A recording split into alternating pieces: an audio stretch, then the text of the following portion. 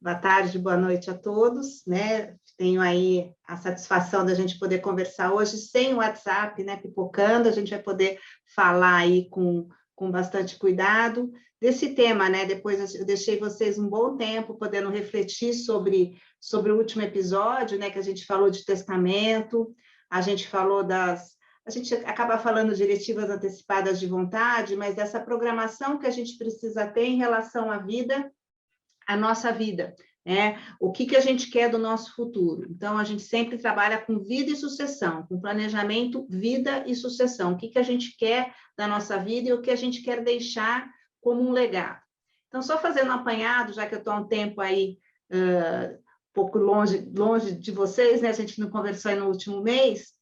No primeiro episódio, a gente deu uma visão geral, né? A gente falou dos temas que são mais relacionados realmente a questão de planejamento.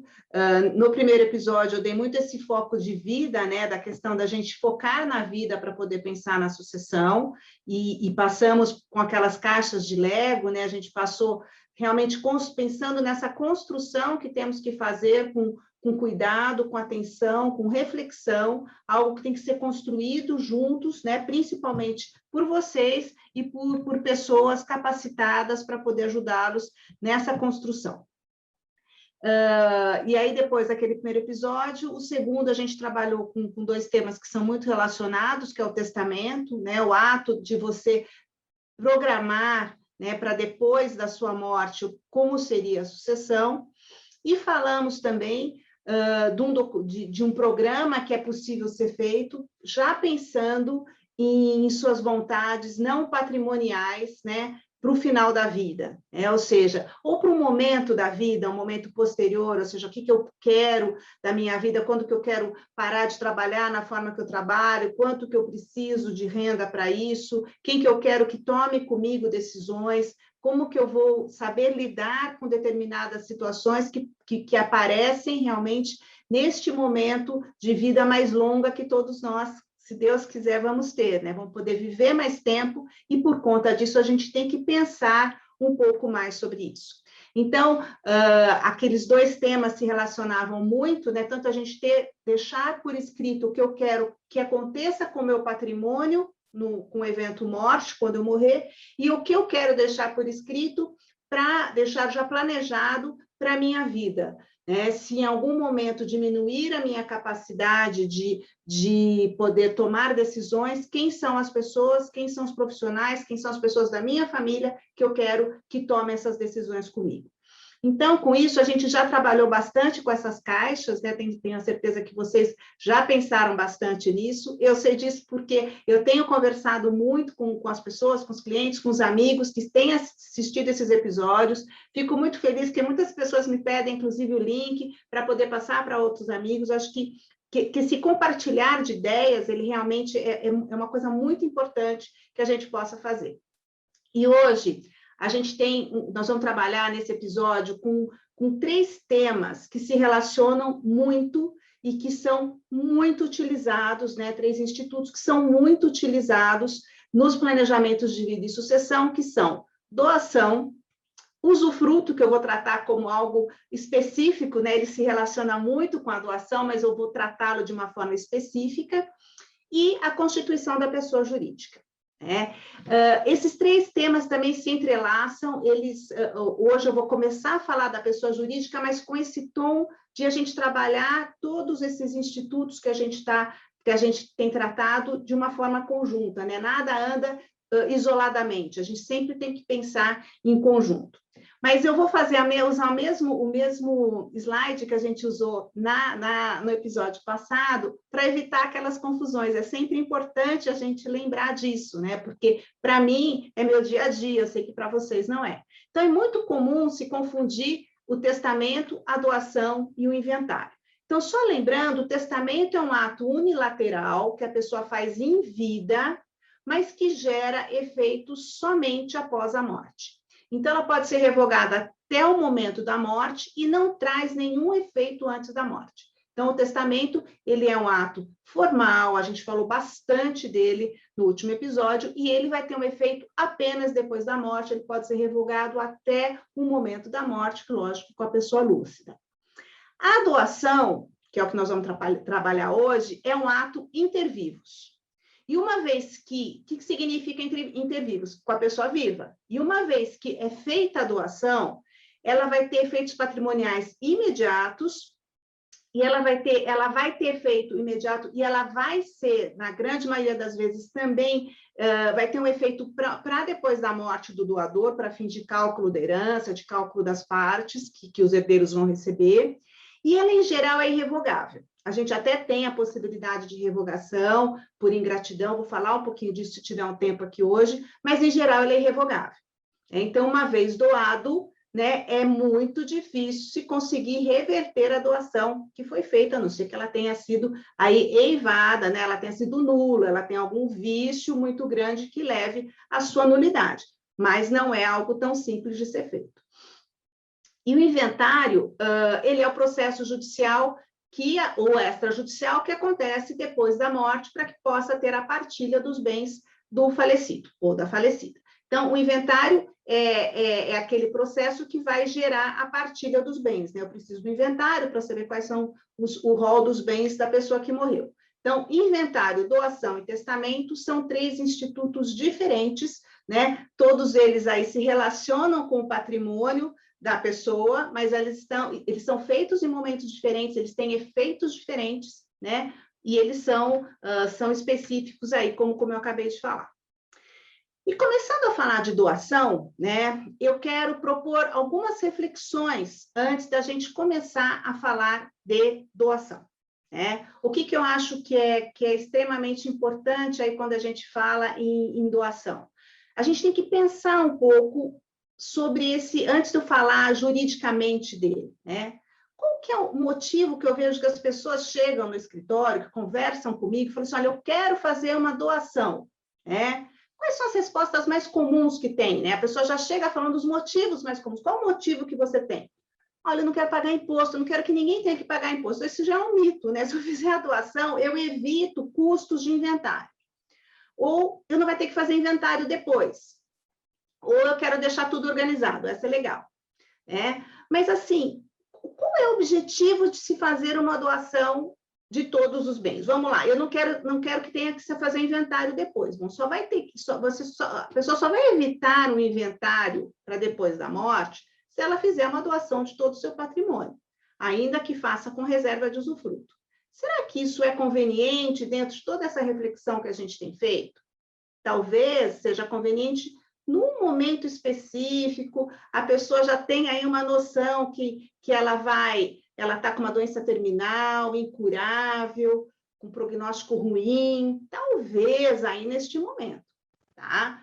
Mas tirando algumas possibilidades muito específicas, você fazer uma doação de todo o patrimônio, ainda que deixe uma reserva de usufruto, como eu falei, como a gente vai trabalhar, talvez não seja uma melhor opção. Então, a gente tem que pensar isso. Você está evitando um trabalho para os outros depois. Será que não tem uma outra forma? Acho isso legal deixar tudo organizado, mas será que não existem outras formas de deixar tudo isso organizado?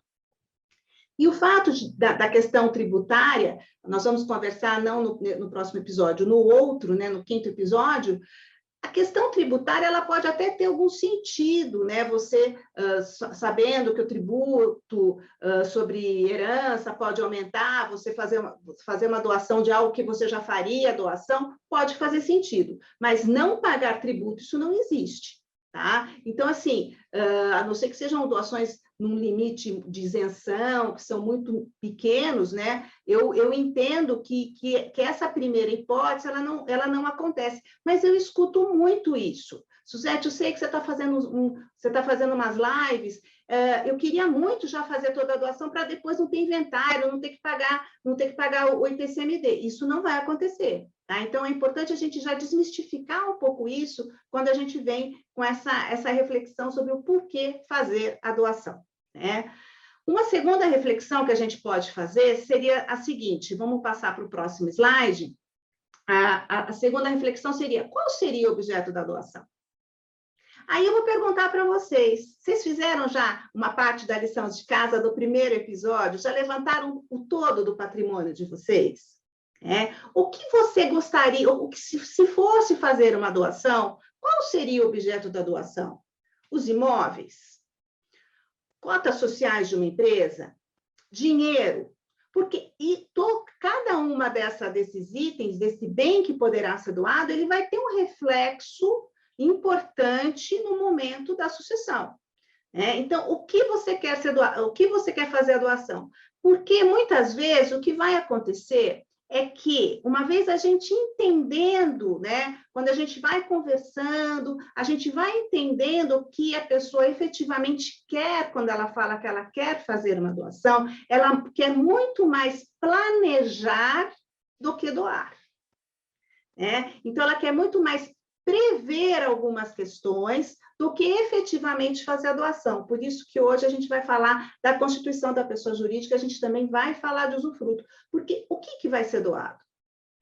Até porque, e para isso, a gente tem que ter uma ideia bastante exata do patrimônio do doador, para saber, daqui a pouquinho a gente vai falar dos requisitos, para saber se pode ter essa doação, como fazer essa doação.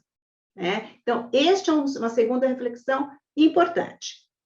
A terceira seria a seguinte reflexão. Quem seriam as pessoas que receberiam a doação? Filhos? Todos os filhos? Ou algum filho?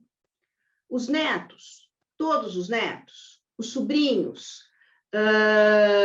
Outras pessoas? Eu gostaria de fazer a doação, por exemplo, eu estou encerrando minha vida empresarial, vou vender meus negócios e gostaria de fazer uma doação em dinheiro para algumas pessoas que me ajudaram. Entendi. Então, aqui é um objetivo bem específico. Não, eu gostaria de fazer uma doação para um determinado filho, porque eu entendo que agora ele vai ingressar numa outra fase da vida dele, eu gostaria de fazer uma doação para um filho neste momento. Não gostaria de fazer para os outros. Então, são algumas situações que a gente precisa entender. Quero fazer uma doação para o meu cônjuge, para o meu companheiro. Qual é o objetivo? Então, são questões importantes para a gente poder entender todas essas reflexões. E a quarta e última reflexão que eu gostaria de fazer é a seguinte, eu sempre coloco uma pimenta aí, Você quer fazer a doação mesmo ou você está sendo pressionado a pensar no assunto? Chegou a moção de domingo, fala assim, e aí, pai, e aí, mãe? Vai ter uma doação? Vocês já pensaram aí como é que vai ficar o patrimônio de vocês? Ou vem algo não tão direto assim, nossa, eu vi uma casa nova, 3 milhões. Nossa, tem 1,5. Ou seja, aquela conversa, ou então assim, nossa, se eu pudesse ter um carro, então tanto de dinheiro me faria diferença nesse momento, porque a gente tem essas conversas, a gente ouve essas conversas, a gente tem essas conversas familiares, dificilmente vai chegar, e aí, vai doar ou não vai doar? Mas, às vezes, existe uma pressão, para que já tenha um adiantamento de uma possível herança. E por que eu coloco essa... Vou até dar uma olhadinha quanto tempo já gastei falando isso. Porque esse ponto é muito importante, porque existe, Eu vejo muitas pessoas, quando elas chegam no escritório e falam, eu quero doar, não quer de verdade ainda. Tem dúvida em como fazer isso, mas está se sentindo assim, não, mas esse patrimônio foi construído, tem que ficar para os meus filhos. Pô, mas você fez... Com quanto tempo você acha que você ainda vai viver? Quanto você precisa para você continuar vivendo? Será que não era um momento, eventualmente, de você vender algum bem para você ter liquidez para um momento que você possa trabalhar menos? Porque esse é um cálculo super interessante. E eu tenho feito a minha lição de casa também com vocês. Outro dia eu conversei com o Bastos, que me ajuda em algumas questões de assessoria financeira, e eu fiz uma conta com ele. Quanto, se eu quiser... Não, se eu quiser não, eu quero. Mas se eu viver até 90, 95 anos, quanto eu preciso ter de renda se eu quiser ter isso? Não é uma conta fácil de ser feita. Mas uma vez que... E aí tem um monte de gente que pode nos ajudar, muita gente que está até nos assistindo. E aí, uma vez eu fazendo essa conta, eu tenho que perguntar, eu posso doar? Eu posso abrir mão de uma parte de um patrimônio meu que eu trabalhei para filho, para neto, para sobrinho, para irmão, para pai, para mãe, para cônjuge, e abrir mão de algum rendimento que eu possa ter se eu precisar? Ah, mas se doar, todo mundo vai cuidar de você. Você tem certeza? Tem certeza disso? Então, essa reflexão sobre a doação, ela é extremamente importante e não é uma reflexão subjetiva, ela é uma reflexão objetiva. Tem que pegar calculadora, tem que fazer conta, tem que ver quanto que você tem do seu patrimônio, saber o quanto ele pode te gerar e saber se você tem capacidade financeira de fazer essa doação, se isso não pode lhe fazer falta daqui a um tempo. Né? Então, esse é um raciocínio muito importante, né? Para a gente não ser, muitas vezes, pressionado a fazer algo que possa se arrepender depois, porque, diferente do testamento, como eu já falei e vou falar muitas vezes, a doação é irrevogável. Ela vai ser irrevogável casos extremos. Tentou te matar, para quem você doou, tentou te matar, tentou matar seu companheiro, sua companheira, seu filho, sua filha, ponto. Né? Ou cometeu algum ato, te caluniou, entrou com ação, mas tirando algumas coisas muito pesadas, não tem como revogar essa doação. Então, é importantíssimo que se reflita sobre ela. E vamos lá, né? Entendendo um pouco, fazendo toda essa reflexão, eu acho que a gente está bom.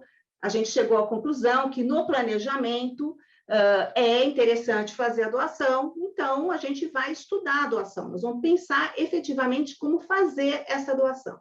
E a doação, até por ter toda essa característica, e por ela ser um ato de liberalidade, significa isso? É um ato gratuito, né? Eu não tenho nada em troca, não é uma compra e venda, é um ato gratuito. Eu quero doar, depende do doador. Então, o primeiro requisito é que o doador tem que querer doar. Né? Essa vontade tem que ser livre, tem que ser espontânea, não pode ter coação, né? Então, esse é o primeiro ponto extremamente importante.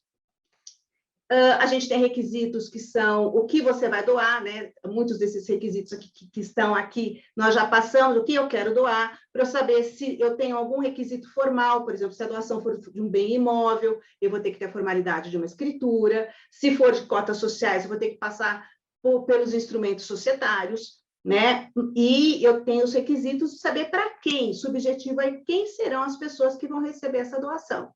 Porque vocês se lembram que no primeiro episódio a gente falou de uma figura muito importante no direito sucessório, que é a do herdeiro necessário. Quem que é o herdeiro necessário? Né, o que o Código Civil fala? Os herdeiros necessários são o ascendente, o descendente e o cônjuge ou companheiro.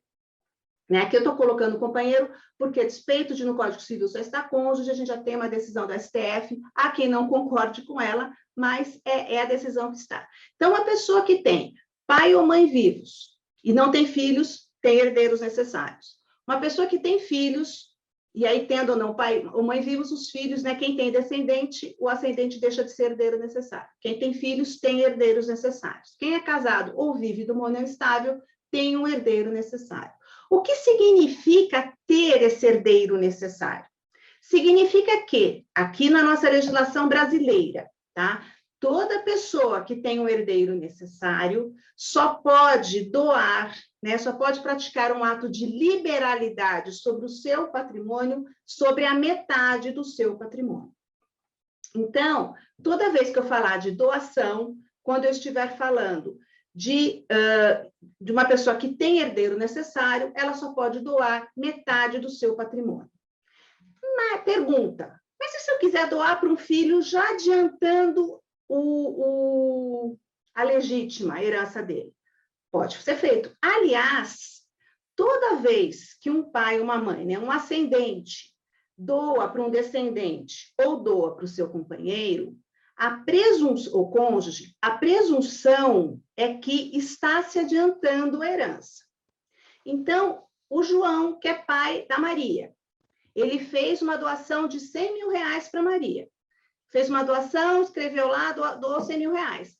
Qual que é o entendimento? Não escreveu, não falou se saiu da legítima, se não saiu. Vamos supor aqui que todos os requisitos formais foram cumpridos. Essa doação é como se fosse um adiantamento da legítima.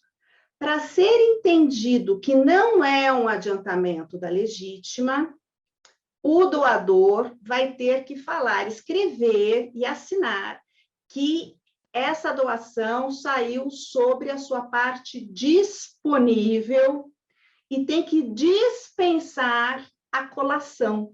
Lembra que a gente usou esse termo, a gente falou desse termo colação no primeiro episódio? O que é a colação? E aqui é técnico, mas é um ponto extremamente importante quando a gente fala de doação. Uma pessoa que fez uma doação para um herdeiro necessário e não colocou que era da parte disponível, se então teve a presunção que essa doação foi um adiantamento da legítima. Então, como eu falei, o João doou para Maria 100 mil. Maria é filha dele. Só doou para Maria, ele tinha mais 2 filhas. A Maria, a Beatriz e a Luísa. Só doou 100 mil para Maria. Muito bem. Ele faleceu.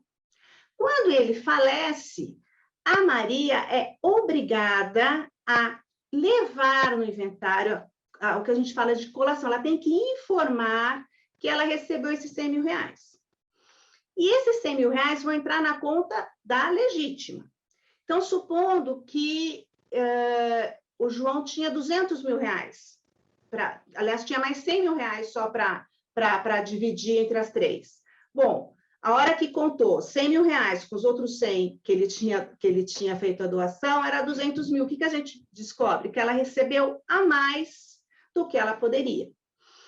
Então, isso a gente vai chamar de doação inoficiosa, e esse excedente é anulado. E vai ter que voltar para o cálculo da herança. Então, isso realmente dá muito trabalho. Então, o que é importante, né? Eu não quero chegar aqui nas questões técnicas, mas isso sim, dá muita briga, isso tem muita questão em jurisprudência para quem quiser procurar depois. Por quê? Olha a encrenca. Supondo que o João tenha feito a doação em 1990 e ele faleceu em 2010, 20 anos, né? Como é que você vai fazer esse cálculo? Como é que você vai saber qual era o patrimônio que ele tinha? Mas aqui, aí, se ele não adiantou, se ele não falou que era do patrimônio disponível, a gente vai entender que era da legítima. Olha a dificuldade que a gente vai ter para equiparar esses bens. Supondo que ele tenha feito uma doação de um imóvel e a filha tenha vendido esse imóvel. Né? Não foi 100 mil reais, foi um imóvel. Você vai ter que trazer para valor presente. Então, essas questões, elas têm que ser pensadas. Por isso que a doação, ela precisa ser objeto de uma reflexão. Ela precisa ser objeto de um estudo, de uma avaliação do momento que isso vai ser feito e de como vai ser feito. Né? Então, esse é um ponto extremamente importante. Toda vez que a gente fala de doação também, a gente tem que saber qual é o valor do patrimônio. Porque a pessoa pode falar assim, bom, então eu vou doar da minha parte disponível. Beleza, qual que é a sua parte disponível? Esse silêncio eu estou fazendo por gosto. Porque quanto você tem, de quanto é o seu patrimônio? Né? Você já fez uma tabela, uma planilha e colocou, olha, eu tenho X de participação societária, X de aplicação financeira, carro, outros bens, né? Estou falando aí dos mais comuns, imóveis, participação, aplicação financeira. Qual que é o valor de cada um deles? Porque para você saber, poder falar qual que é o valor do seu patrimônio, para poder você até falar, não, olha, eu quero fazer essa doação para o meu filho, eu quero fazer uma doação para um terceiro, eu tenho herdeiros necessários, eu quero que saia da minha parte disponível. Para você saber qual que é a sua parte disponível, você tem que saber o todo do seu patrimônio. E se você quiser que saia da sua parte disponível, isso tem que estar escrito no documento da doação. Poxa, você está falando isso agora, eu já fiz algumas doações para o meu filho e eu não escrevi, mas eu era da parte disponível, tenho como comprovar que era da parte disponível. Legal, a gente pode escrever isso em testamento, ou a gente pode até deixar um documento por escrito que se dispensa a colação, mas desde que a gente consiga comprovar que era da parte disponível. Todas essas questões dão um certo burburinho, porque, veja bem, supondo que uma pessoa que tem 3 herdeiros necessários e tem um patrimônio de 1 milhão, hoje, no dia 4 de outubro de 2021, ela faça uma doação de 500 mil, exatamente a metade, para um desses herdeiros, ou para uma terceira pessoa.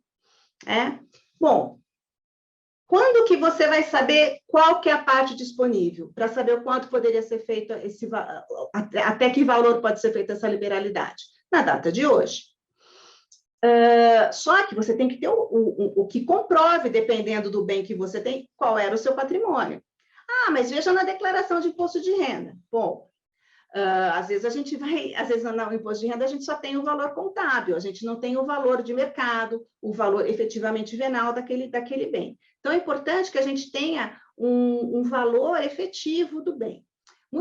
Tem alguns bens que são mais fáceis da gente oferir o valor, outros são mais difíceis, e às vezes tem que fazer uma avaliação mesmo, né? Avaliação de cotas societárias, avaliação de imóveis, né? Hoje em Campinas a gente tem o valor venal está mais próximo, a gente tem uma noção um pouco melhor, mas imagina a gente falar de um valor de um bem rural, de um imóvel rural, muitas vezes a gente não tem essa capacidade de verificar o patrimônio. E quando a gente fala em patrimônio, a gente fala de patrimônio líquido. Não adianta falar, eu tenho 1 milhão de patrimônio e 300 mil de dívida, então você tem 700. Então, esse é um ponto importante também, é o patrimônio total. Então, é o que você tem de ativo menos o que você tem de dívida, tá? Então, esse é um ponto importante para a gente falar também. Aí, andando um pouquinho mais na doação, quem é casado no regime da comunhão total de bens ou da comunhão parcial, sempre que for fazer uma doação de um bem comum, tem que ter anuência do cônjuge. Ah, mas meu marido não concorda eu fazer essa doação. O bem é comum. Mas eu falo que é só da minha metade. O bem é comum, tem que ter anuência. Então, assim, são requisitos aí extremamente importantes a serem cumpridos.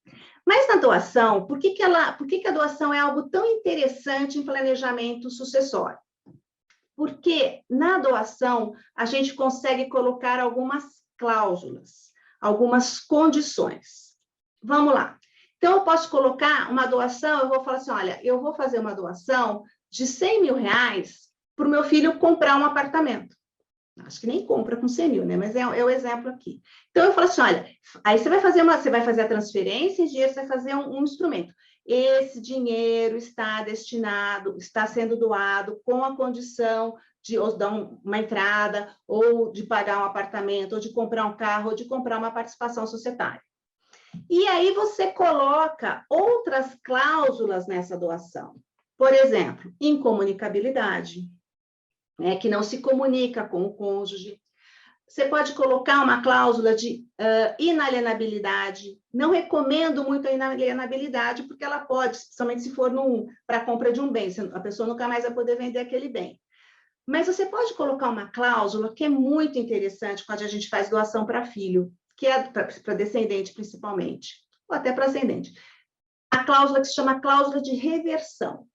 O que é a cláusula de reversão? O João doa para Maria, E ele coloca o seguinte, mas se a Maria morrer antes de mim, isso volta para mim. Por que isso é interessante? Supondo que a Maria é filha do João, a Maria não tem filhos, a Maria se casa. Se o João fizer a doação para a Maria e não escrever nada, se a Maria morrer antes do João, quem que são os herdeiros da Maria? O marido da Maria e o João também. Se ela não tem filho, ele também é o herdeiro necessário. Mas quando ele coloca a cláusula de reversão, volta para ele, não vai para os herdeiros da Maria. Então, isso, em termos de planejamento sucessório, principalmente a gente envolve patrimônio familiar, quando a gente trabalha com cotas sociais, é muito interessante colocar reversão. Vocês já estão pensando, eu posso colocar reversão em favor de um terceiro? Não, só volta para o doador. E é importante escrever, eu acho que isso é implícito, mas eu acho super importante escrever que, enquanto o doador for vivo, aquele bem não pode ser vendido, sem a anuência dele, para que isso não se perca. E a gente vai aprendendo muito com a experiência, e eu já vi alguns casos que são os seguintes. Eu acho que essa fica uma lição muito importante. É muito comum, no determinado momento da vida, os pais doarem o valor para o filho ou para a filha comprarem um imóvel, E às vezes vai casar, alguma coisa assim. E eu já vi, e não vi uma vez só, tá? Foi lá, doou 1.000, 1 milhão para comprar a casa. Aí, na escritura, vem tudo bonitinho. Olha, o valor para a aquisição do imóvel veio por meio de doação dos seus pais, com a cláusula de incomunicabilidade, de reversão, às vezes, desculpa, incomunicabilidade, reversão, uma série de cláusulas. Mas não colocam uma cláusula, muitas vezes, que esse bem não pode ser objeto de alienação fiduciária ou de hipoteca.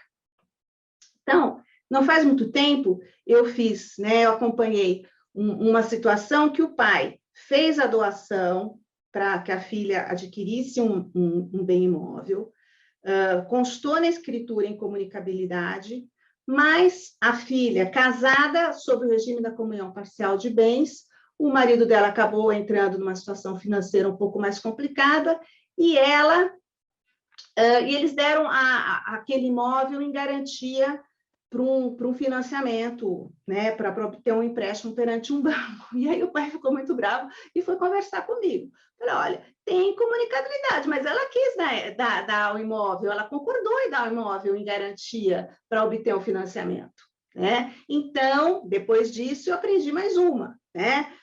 Que a gente coloca, bom, dou dinheiro para aquisição do imóvel, blá, blá, blá, e que coloca a mesma condição, este bem não poderá ser dado em garantia, né? Para quê? Porque o que o pai viu? Poxa, eu tive tanto cuidado, né? E pode perder ali, porque esse imóvel foi dado em garantia para um financiamento. Então, são aí algumas situações interessantes que a gente vai aprendendo na vida. Uma outra situação interessante é quando você faz uma doação também, que a incomunicabilidade, ela atinja frutos e rendimentos. Porque supondo que uma pessoa seja casada no regime da comunhão parcial de bens, os bens particulares, né, os bens recebidos por doação, eles continuam incomunicáveis, mas os frutos e rendimentos não. Então, supondo que tenha recebido por doação uma fazenda, né, e tenha plantação, ou tenha pasto, alguma coisa assim, os frutos, os rendimentos se comunicam. Então, a gente coloca também que essa doação abrange frutos e rendimentos. Então, já falei da cláusula da incomunicabilidade, que ela é tão importante, da cláusula da reversão, a cláusula da inalienabilidade, que eu não gosto dela, mas eu acho que a gente deve colocar mais para o caráter da impenhorabilidade, de não poder ser o imóvel, o bem doado não pode ser objeto de garantia. Nem aquele imóvel doado, nem o que venha a ser subrogado no lugar, ou seja, vendeu aquele apartamento e usou dinheiro para comprar outro apartamento, também não pode ser objeto de garantia. Então, eu acho que, Silvinha, só para eu ver se eu deixei mais alguma coisa de falar em termos de doação, porque acho que esses são questões muito importantes para a gente falar. E sempre tem que tomar muito cuidado com as fraudes, né? Quando a gente fala em doação, sempre que a gente fala de um ato que ele é gratuito, a comunidade jurídica pode olhar isso com um olhar de fraude. Então, a gente sempre tem que tomar um cuidado para que o máximo de formalidades para essa doação possa ser devidamente alcançada, para a gente não ter aí nenhum problema com ela. E aí eu quero falar um pouquinho de usufruto, né, que particularmente eu gosto muito do Instituto do Usufruto e quando relacionado com a doação, né? O que é usufruto? Usufruto é a possibilidade de alguém ficar com uso, gozo e fruição de um determinado bem. Então, o usufruto ele pode ser instituído, né? Ele não pode ser vendido, mas ele pode ser instituído por um doador, por um testador. Então, eu posso deixar um usufruto de um bem para uma determinada pessoa. Então, isso em termos de planejamento sucessório, ele é muito, muito interessante mesmo. Então, o que é você reservar um usufruto? A gente está falando da doação, é muito comum. Olha, eu vou fazer uma doação de um bem imóvel, ou vou fazer uma doação de uma cota social, que eu vou falar daqui a pouco disso, e vou reservar o usufruto. Significa que eu passo a propriedade daquele bem para um terceiro, que pode ser um filho, marido, pode ser a pessoa que você quiser fazer a doação, dentro desses limites que a gente viu, e você reserva o uso, o gozo, a fruição daquela coisa para você. Ou então você faz uma doação de um determinado bem para uma pessoa, mas deixa o usufruto daquele bem para outra pessoa enquanto ela viver. Então, é muito interessante, a gente tem um vício de pensar na doação, no usufruto apenas do bem imóvel, mas você pode ter usufruto de cotas sociais, você pode ter usufruto de investimento financeiro. Então, eu posso deixar um investimento para uma determinada pessoa com um rendimento mensal e usufruto para outra pessoa. Então, eu quero deixar, olha, eu tenho medo de morrer e meus pais passarem necessidade, mas eu não quero deixar também o valor total para eles, porque você não pode ir para os meus irmãos, aquela questão toda que pode acontecer numa sucessão. Então, eu deixo a aplicação financeira em nome do meu filho, mas com usufruto dos meus pais, enquanto eles viverem. Então, eu sei que vai ter aí um rendimento para eles. Então, isso também é uma questão interessante quando a gente pensa em usufruto. Eu estou falando aqui do usufruto convencional, existe o usufruto legal, que é os pais têm usufruto legal sobre os bens dos filhos menores. Mas isso eu vou falar num outro episódio, quando a gente falar realmente de planejamento, quando eu relacionar com o regime de bens de casamento, filhos fora de casamento, para a gente poder pensar um pouco nisso. Aqui eu estou falando do usufruto convencional, que é o usufruto que a pessoa institui. Então, você pode ter usufruto de bens imóveis, usufruto de veículos, usufruto de aplicações de investimentos. E uma coisa muito interessante é que você pode fazer um usufruto conjunto, eu dou um usufruto para 2 pessoas ao mesmo tempo, e eu posso instituir que, se uma dessas pessoas morrer, acresce para outra pessoa, ou seja, parte, eu deixo usufruto para o meu pai e para minha mãe, de um determinado rendimento. E se minha mãe morrer, meu pai fica com o todo. Se meu pai morrer, minha mãe fica com o todo. Então, você tem algumas questões que podem ser feitas no usufruto que são muito interessantes. Então, a gente usa muito o usufruto junto com a doação. Então, a pessoa que faz a doação dos seus bens, ela reserva o usufruto e ela aí tem a tranquilidade que ela vai poder usufruir daquele bem ou dos rendimentos daquele bem enquanto ela viver. Então, aí também fica alguma coisa muito interessante em termos de planejamento sucessório. Então, geralmente, quando eu faço a doação, eu gosto de trabalhar com todas essas cláusulas: usufruto, reversão, incomunicabilidade, a impossibilidade de oferecer aquele bem que foi objeto da doação, o que for adquirido com aquele bem a partir dele, também não poder ser objeto de garantia, de fiança, de qualquer tipo de garantia. Então, eu acho que essas são questões muito interessantes quando a gente relaciona a doação e o usufruto. E aí, usando esse tempinho final que a gente tem da apresentação, a gente relaciona isso com uma constituição de pessoa jurídica. Tá? Hoje eu vou falar dessa constituição de pessoa jurídica, mas para poder falar de como pensar nessa criação da pessoa jurídica e utilizar esses institutos que a gente tem trabalhado aí nesses últimos episódios. Quando a gente fala de constituir uma pessoa jurídica para um planejamento de vida e de sucessão, a gente tem que falar, bom, porque às vezes a pessoa chega e fala assim, olha, eu quero constituir uma pessoa jurídica para colocar para ser uma holding. Bom, mas uma holding do quê?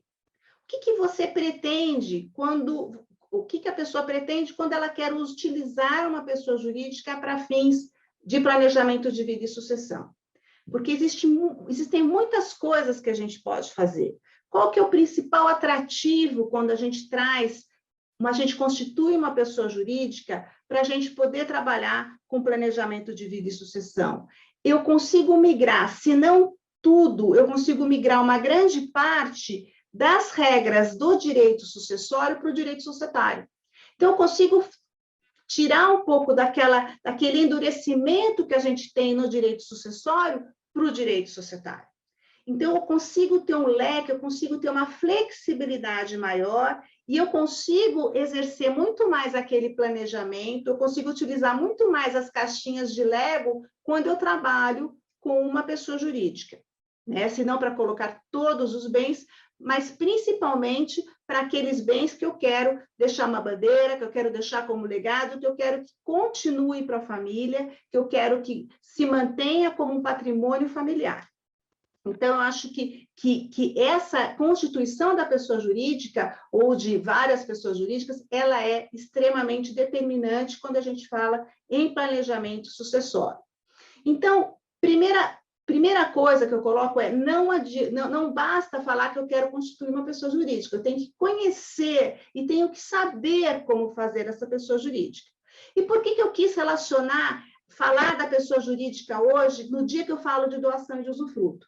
Porque é muito comum, o cliente chega, muitas vezes, ele já traz uma pessoa jurídica constituída. Não, já constituí uma pessoa jurídica com os meus filhos, está minha esposa, está meus filhos.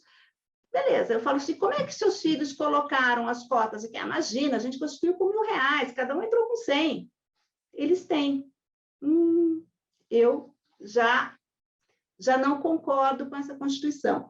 Por quê? Porque se você vai começar uma Constituição de uma pessoa jurídica para que tenha o patrimônio que você constituiu ao longo da vida, já vamos começar essa pessoa jurídica com regras firmes de direito sucessório. Então, nem que seja uma cota que seu filho, que seu neto, que seu sobrinho vai entrar. Nós vamos doar, nós vamos fazer uma doação com todas aquelas cláusulas que a gente colocou. Para quê? Para protegê-lo, para ter incomunicabilidade, para que se ele venha a falecer, esse patrimônio volte para o seio familiar, para que a gente tente evitar confusões futuras.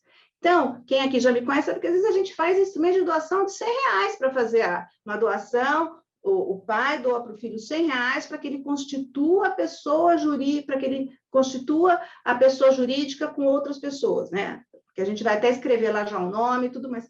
Poxa, mas R$100 nem paga ITCMD, mas está lá. Na declaração de imposto de renda do filho, vai estar lá 100 cotas sociais recebidas por meio, adquiridas por meio de doação recebida do pai ou da mãe, tudo bonitinho. A gente deixa o caminho da Constituição, a gente deixa o caminho das cláusulas que a gente vai colocar em comunicabilidade, de frutos e rendimentos. Se a gente quiser colocar usufruto, a gente vai colocar, ou seja, a gente já está fazendo nascer essa pessoa jurídica com uma característica de sucessão, de planejamento de vida e sucessão. Fica muito mais fácil a gente colocar as regras se a gente fizer dessa forma.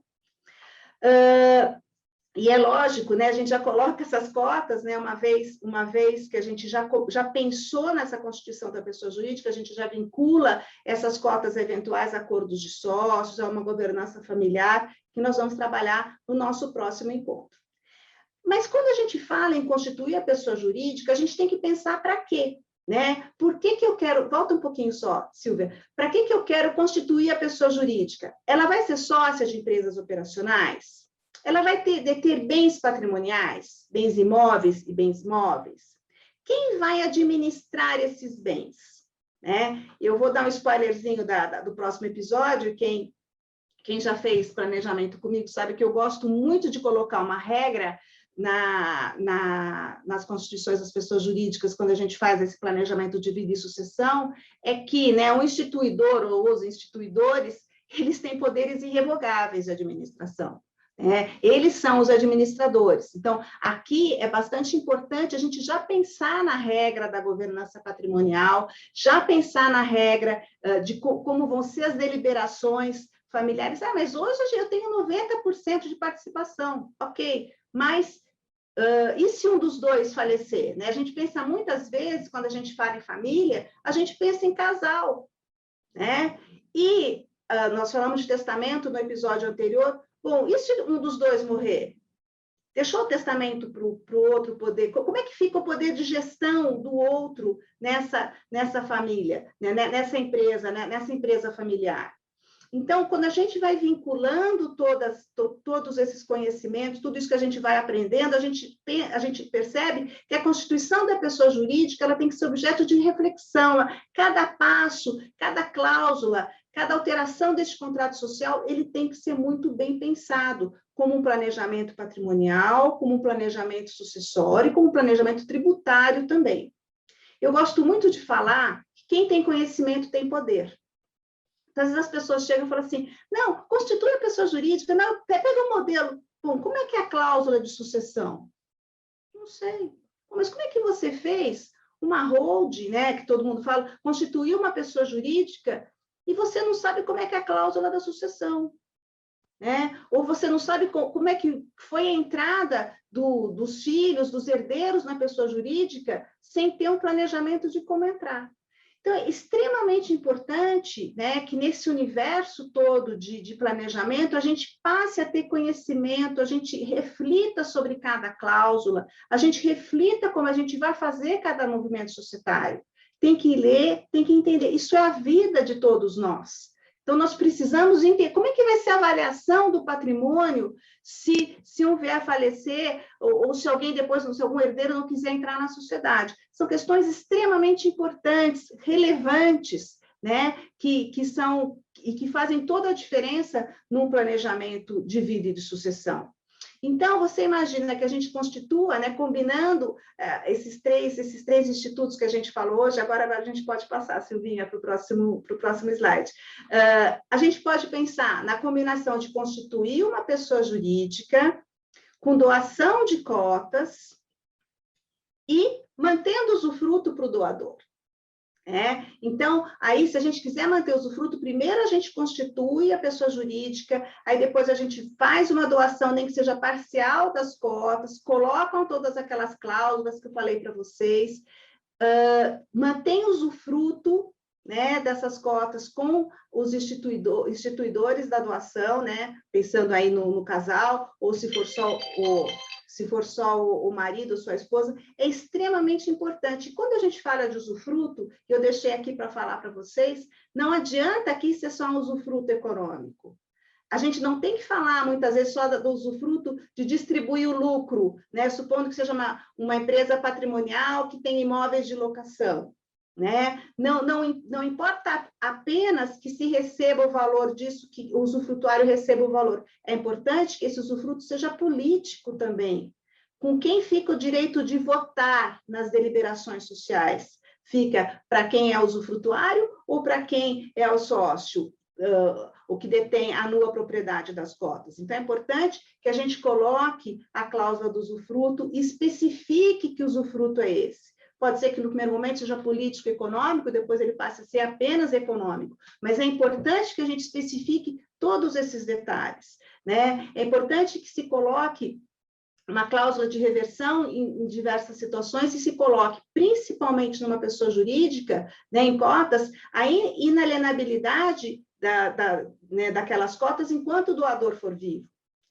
A incomunicabilidade de frutos e de rendimentos. Então, são questões que são muito relevantes quando a gente pensa no planejamento de vida e de sucessão. Eu nem vi passar, já falou, a Silvinha falou para eu falar 45 minutos, já estou dando 50 minutos aqui que eu estou falando, e com tanta coisa para falar para vocês sobre esse planejamento, sobre esses 3 institutos que a gente utiliza tanto, né? E que eu vejo que as pessoas conhecem pouco quando elas fazem o planejamento. Então, é importante, eu acho que esse é o principal objetivo de quando eu venho aqui falar com vocês. Eu quero que vocês conheçam, eu sei que às vezes eu falo rápido, eu dou muita informação, mas o que eu sinto, que se as pessoas têm essa informação, a capacidade de decisão, a capacidade de reflexão, ela se aprofunda muito mais. Quando a gente conhece, quando a gente entende, a gente pode decidir com muito mais clareza sobre as coisas do que quando a gente não conhece.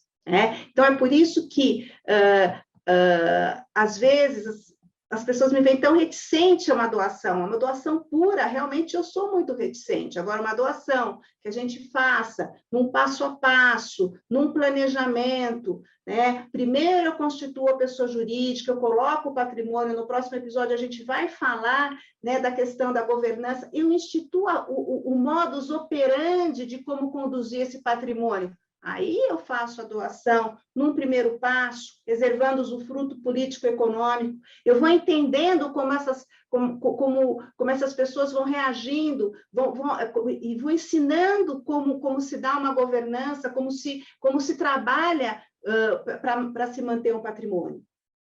Para depois, a doação podendo ser efetivada de uma forma mais efetiva, ser implementada de uma forma mais efetiva. Eu penso muito, tenho refletido muito, por que grandes milionários não estão deixando patrimônio para os seus filhos. A gente tem visto essas notícias o tempo todo, é uma polêmica enorme. há quem diga que é para aparecer na filantropia, para ter algo de bom, né, para falar. Eu não acredito, acho que essa vertente pode até ter algum motivo para quem fala, mas eu percebo que as pessoas que têm um grande patrimônio, elas também têm uma preocupação muito grande em deixar como maior legado para as suas futuras gerações, né, nas suas bandeiras, a importância de trabalhar e a importância da conquista. Então, por isso assim, que eu acho que a reflexão sobre a doação ela tem que ser uma reflexão muito efetiva, né? Para que o que eu quero passar para os meus sucessores, o que eu quero passar para os meus herdeiros. Então, por que a gente vê grandes milionários aqui no Brasil? Não é possível, né, que a pessoa não deixe, a legítima, né, metade do patrimônio fica, né, não tem como a pessoa fazer toda a doação de todo o seu patrimônio, nem que seja para uma instituição de caridade, não tem como fazer isso se a pessoa tiver herdeiros necessários, mas por que essa reflexão ela passa a ter grande importância? Porque acho que todo mundo que conquista sabe a importância da conquista. O patrimônio que não é conquistado, né, ele não é valorizado. Então, eu termino a minha apresentação com essa reflexão, né, para que a gente possa... E isso não quer dizer que a gente não utilize a doação, não utilize a possibilidade de deixar um patrimônio para os filhos e para os sucessores, mas o que eu quero dizer assim, como deixar? Que bandeiras colocar em cada patrimônio desse, né? E o que eu quero mostrar, né? Porque isso vai ser super importante para o nosso próximo episódio, o que eu quero deixar para que esse patrimônio seja mantido, o que eu quero deixar como uma governança familiar efetiva, para que todas essas partes envolvidas possam efetivamente manter o patrimônio e multiplicar esse patrimônio e, principalmente, usar esse patrimônio para fazer o bem para as outras pessoas. Eu acho que isso que é o que realmente importa. Eu agradeço enormemente a atenção de vocês aí nesses 55 minutos, né? E no próximo episódio a gente vai falar de governança familiar, acordo de sócios, conselho de família, que são temas tão importantes para que a gente possa dar continuidade aí no planejamento de vida e de sucessão.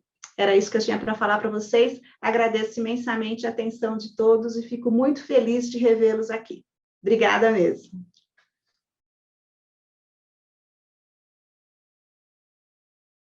Se alguém tiver alguma dúvida, depois é só mandar por escrito, que não por WhatsApp, né, que hoje não vai chegar, mas por e-mail, que aí chega para todos nós. Gente, um abraço bem grande.